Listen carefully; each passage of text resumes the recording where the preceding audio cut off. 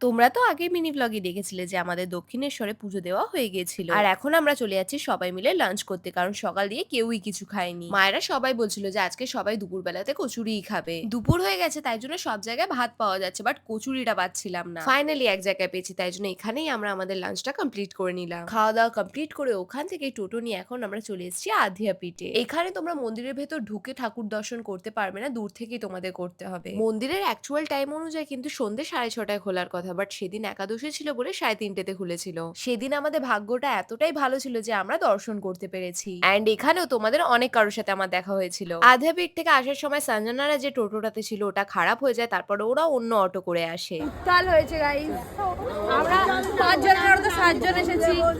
এত স্ট্রাগল করার পর ফাইনালি আমরা চলে এসেছি ফেরিঘাট, কারণ আজকের আমরা বেলুর মঠ যাব। টিকিট কাটার পর আমরা এখন সবাই ওয়েট করছি লঞ্চ আসার। আকাশ দেখে আমি ভেবেছিলাম আজকে বৃষ্টি আসবে, বাট ওয়েদারটা এতটাই ভালো ছিল তোমাদেরকে কি বলবো।